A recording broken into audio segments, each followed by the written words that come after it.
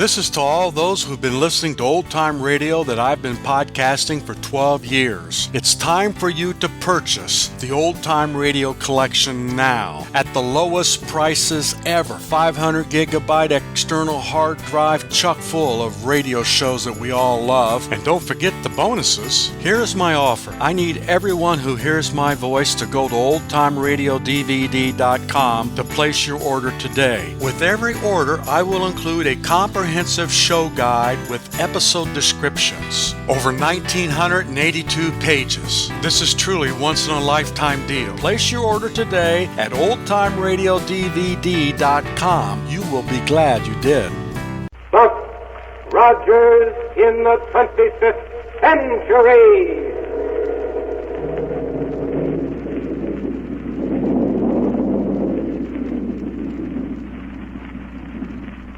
Buck Rogers is on the air, brought to you by the makers of Popsicle, Fudgicle, and Creamsicle, those delicious frozen confections on a stick. And now a message from the famous winner of the Typical American Boy contest, Popsicle Pete. Hello, everyone. Say, I wish you were here at the studio. What a room full of gifts you'd see. All for you.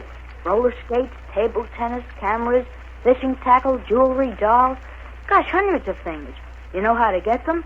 Just eat Popsicle, Creamsicle, and Fudgicle. And save the bags. Well, could anything be easier? Enjoy a great, big, delicious Popsicle, Fudgicle, or Creamsicle every day and get wonderful gifts for the bags. A mother knows these frozen confections on a handy stick are pure and good for you. Made fresh every day. And boy, do they taste good. Refreshing. Nourishing.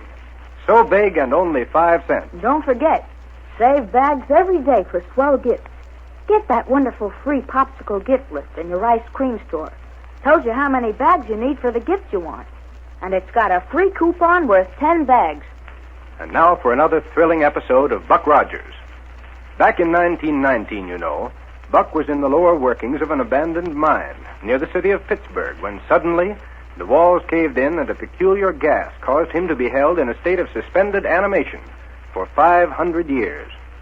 Finding himself in the strange and exciting world of the 25th century, Buck quickly adapted himself to the use of rocket-powered spacecraft and other marvelous scientific developments that would seem almost impossible in our present day.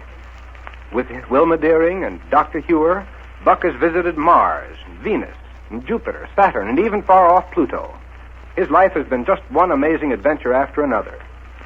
Now, in our last episode, you remember, Buck, Wilma, and Dr. Hewer were discussing a new instrument for use on a rocket plane when suddenly... But let's join them. They're in Dr. Hewer's laboratory. Okay? Then here we go, 500 years into the future.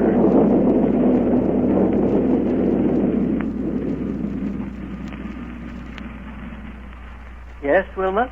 If this new instrument does what I feel sure it will, there'll be practically no limit to the speed a rocket ship can attain immediately upon taking off. Good night.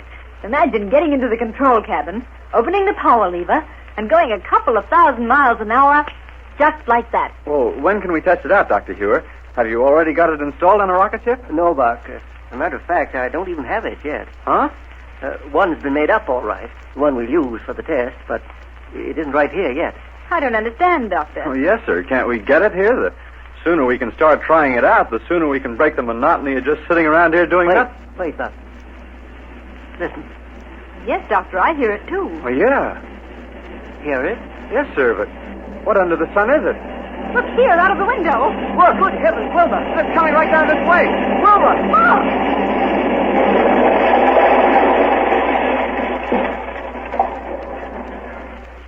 Good night. Hey, come on, folks. Whoever's in that rocket ship that crashed out there is going to need help. Yes, Buck. Come on. Hang with you, Buck. It looked to me as though it deliberately cracked up right outside this laboratory. Wilma's right, Buck. It certainly didn't look like a ship out of control. Well, you can hardly call it an ordinary landing, and we'd better give whoever's in it... Hey, look, it's a Martian ship. Right. See, the metal door on the side of it is open. Wait, it's all right. Wait? All right, Doctor. Well, the people in that ship must be... Wait, Buck. And listen. You know, it's just exactly like I told you it would be. Here we are, safe and sound, and And right on time. Black Barney. Oh, well, I'll be doggone. Well, I still don't think we needed to land that fast, Mr. Barney. And Willie's with him. You see, he made me skin my knee against the control board. Well, what difference does that make? We had to get down here into a hurry, didn't we? My knee hurts, too. And the only way was to land in a hurry so we... Huh? See? Say, you did kind of get scratched up there now, didn't you? Yes, sir.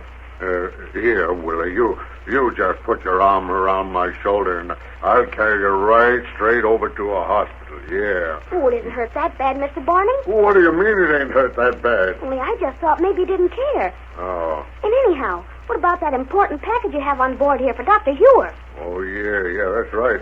Yes, sir, we better get that gyro thing in Dr. Ewer's laboratory right this minute. We'll take care of it, Barney. Huh?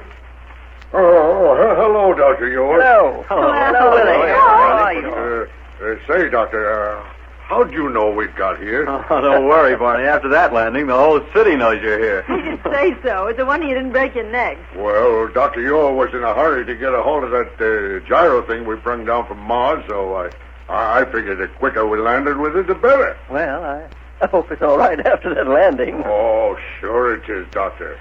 I got it stowed away in the shock-insulated storage cabin. Fine. Then my suggestion is that we fly right over to the spaceport. We'll have the gyrocosmic relativator installed on a ship I have waiting for it over there. Oh, good. Then we can go right ahead and test it out. Yes. Well, Willie here needs to expose his bruised knee to a healing ray for a few minutes. Oh, that's all right, Lieutenant Wilmer. No, sir, now, Willie. You do what Lieutenant Wilmer says to do. It doesn't hurt, though. Much. Well, I'll tell you what. Barney, my little rocket roadster is parked out back of the laboratory building. Yeah? So you and Willie hop into that and go over to the hospital where they'll take care of that bruised knee. And meanwhile, we three will take this ship of yours over to the spaceport and install the gyrocosmic relativator on whatever sort of craft Dr. Hewer has waiting for it over there. Okay, Captain Rogers, we'll do it. Come on, Willie. Yes, sir. See you later. All right, Willie. Wait a minute. Listen, Doctor. Yes, Barney? Are you three going to try out that gyro thing, or are you going to have somebody else do it for you? Why, we'll do it, of course. Well, are you sure it won't be too dangerous, Doctor? Dangerous? Oh, no. Oh, don't you laugh, Doctor. If it'll do all the things you told me by radio it would do, why, it sounds to me like it might be dangerous or stuff. No, not at all. And if you hustle over to the hospital with Willie, you can probably get out of the spaceport before we take off with it. Yeah, okay, Doctor. Okay. Come on, Willie. And come on, Wilma, Doctor. Let's get aboard here and over to the spaceport. Yes, Buck. Now is the time to test this gyrocosmic relativator here. I'm almost as excited about it as you appear to be. All set, Buck. Close the metal door. Right. Want to take the controls, Doctor? All right, Buck. Here we go.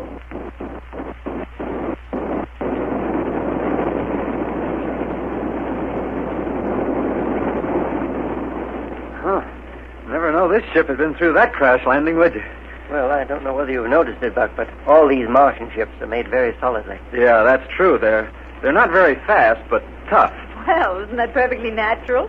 They're all made under Barney's supervision. Right. But while you're steering us over to the spaceport, Doctor, I'm going to unpack the gyrocosmic relativator back here. Then we can begin installation on the other ship just as soon as we get there. That's a good idea, Buck. And I'll radio ahead to Joe Martin there at the spaceport to have men and tools ready in order to save time. Calling Joe Martin at spaceport. This is Dr. Hewer calling Joe Martin at the spaceport. Calling Joe Martin.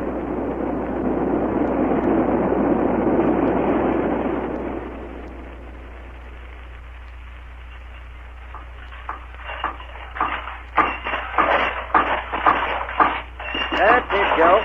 Have your men fade the bank of photoelectric cells into that aperture in the main bank of rocket tubes. Yes, sir, Dr. Hewer.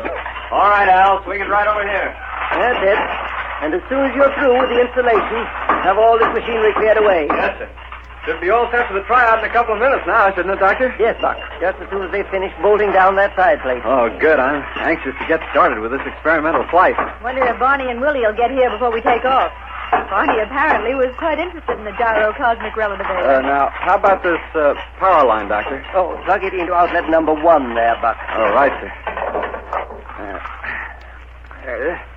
There it is, Doctor. It's all right. Uh-oh. What's the matter, Buck? Oh, nothing. I just scratched the back of my hand a bit, that's all. All ready for the takeoff now, Doctor. Fine, Joe. Tell your men to clear away, and we'll go right up. Yes, sir. They're on their way back to the main hangar now. Good. Well, Buck, Wilma. Say, look here, Buck. You've taken a really big piece of skin off the back of your hand here. Oh, forget it. Let's get up in the air in this rocket ship. Sir, you're as bad as Willie was.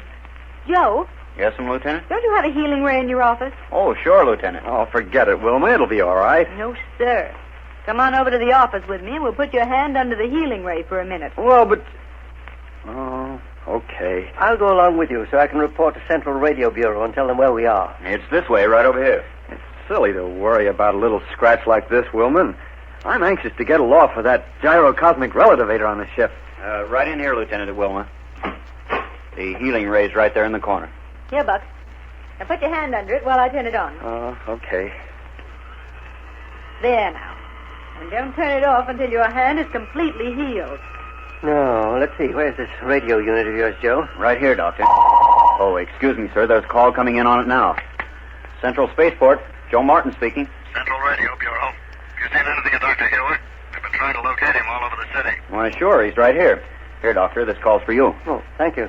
Is it Dr. Hewer? Urgent message for you, Dr. Hewer. The captain of the rocket police. Yes. It says that one of the air guards has just discovered that your laboratory has been forcibly entered and completely ransacked. What? Why, I just left there a few minutes ago. Well, it was only discovered a couple of minutes ago.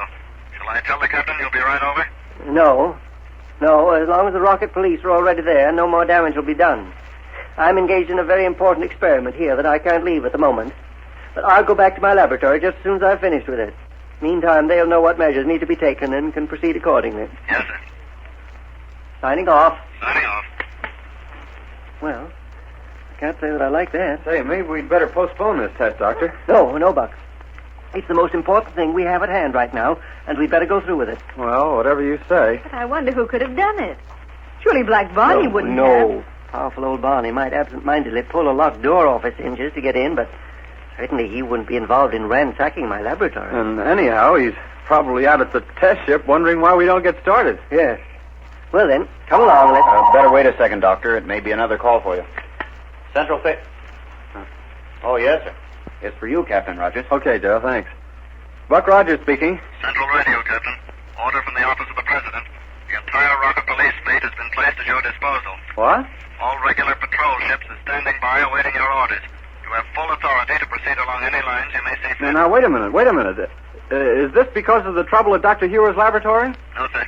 Something happened to one of the guards at the municipal prison. The automatic alarm system was completely wrecked, and the guard found lying in a storage room under the effects of a paralysis ray. Great Scott, man. Who did it? Killer Kane and Ardela, and they've escaped. Doctor.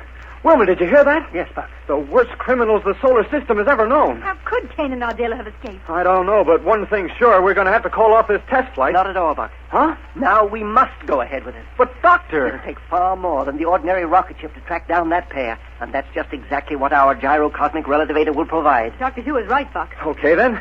Come on, let's go. There's the ship, just waiting for us, and we can take off in it immediately. Well, come on. No, look! There it goes. There goes our ship. Well, somebody beat them to it. If you ask me, there's trouble ahead for our friends. Fellas and girls, is each day bringing you closer to those wonderful presents Popsicle Pete picked out for you? Are you saving bags for books and cameras, musical instruments, fishing tackle, dolls, jewelry, all the exciting things you want? Well, save bags every day from Popsicle, Fudgicle, and Creamsicle. You'll soon have just the gifts you want. Say, kids, did you ever try a creamsicle? Gee, it's wonderful. A great big chunk of delicious ice cream on a stick, coated with thick, chewy butterscotch. Or you can get Creamsicle coated with chocolate fudge or fresh fruit flavors. They're wholesome, too, full of the kind of nourishment we all need. And only a nickel for a great big creamsicle on a handy stick. And don't forget to save the bags for those swell gifts.